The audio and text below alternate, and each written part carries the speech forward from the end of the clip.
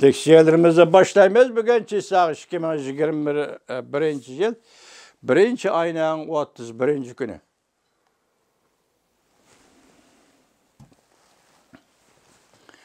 Yukarı leksiyana devamı, hürmetli vatandaş. Bunun içinde biri siyaset meselesi ölçem, ikincisi kanun meselesi. Bunun içinde birinci kanun ölçümü buluşu lazım. Ben bunda hesaplayman. Birleşken Devletler Teşkilatı'na Amerika Koşmuş Ştatları Joe Biden, Prezident Joe Biden hükümete tayinligen, yeni tayinligen Linda Thomas. Biz toplagan barlık delille ve paketlerini bütün dünya körüp durvatıdı. Cumhuriyet Halk Cumhuriyeti'nin Şincan'da yol koygan zoravallık erek yoktoş cinayeti ötkezdi. Oylen işgariziydi bu ceryanın özünün mentakısı var ve vakit liniyesi var. Ma gep kaldısı gep vatandaş. Özünün mentakısı var. Yani vakit saati var deydi. Enin kendi kendimi deydi. Vakit liniyesi var. Tertibi var deydi. Vakit tertibi var deydi. Biz ötkende vatandaşları takitlep görsettik. Nime dep? Hükümet, iki hükümet almışıdığın, iki prezident hükümeti almışıdığın vaktinin kesken noktası da. Sabık Devlet İşler Katı Mike Pompeo, Xitay, Şincan'da yani Cungo, Şincan'da erek yoktuş cinayeti ve insaniyet karış cinayet ötkezdi. Ondan keyin növbetdeki Devlet İşler Katibi Antony Blinken biz bu siyaseti ötküzüp aldık, yani itiraf kılımız ve bu siyasetini devamlaştırmamız dedi. Demek iki kıtım, iki hükümet, iki prezidentin hükümeti almışıdığın kiş noktası da sabık Devlet İşler Katibi Mike Pompeo ve növbetdeki prezident Biden hükümetinin Devlet İşler Katibi Antony Blinken okşaşla muşu siyasetini, Amerika'nın muşu siyasetini biri oturup koydu, biri bu siyasetke emel kılıdığanlığını bildi. Vatandaşım şomu yaddavatı o, biri vakanın yaki özünün mentakısı var, ikincisi vakt liniyesi var. Prezident Joe Biden saylam kurup, saylam mezgilde.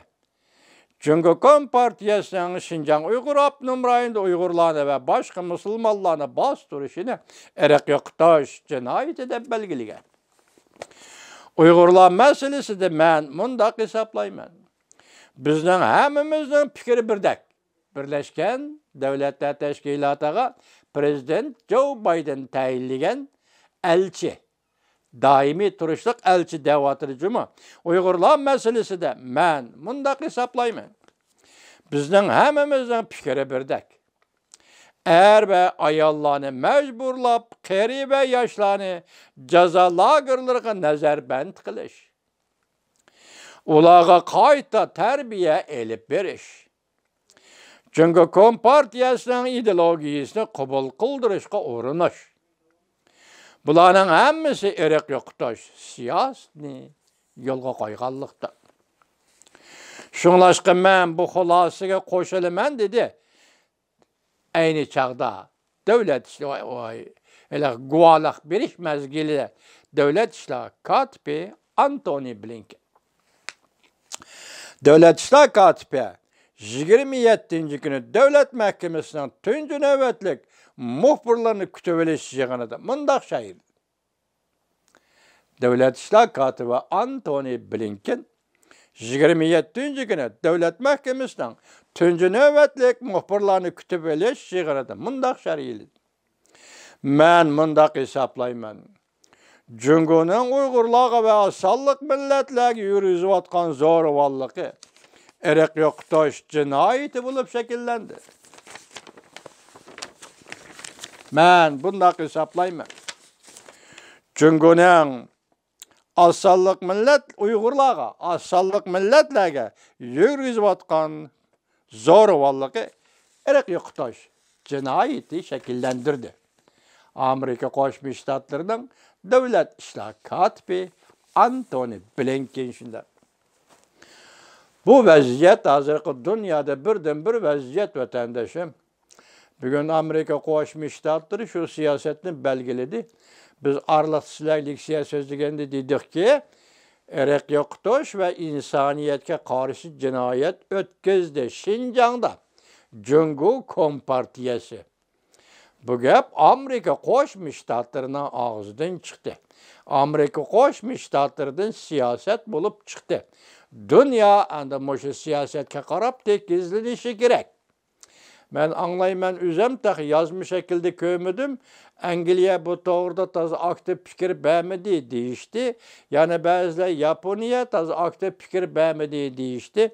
Bazı Angliya parlamentinin hem Asya'da Japonya parlamentinin hem Asya'da Avustralya parlamentinin hem şunda karar çıkarıp.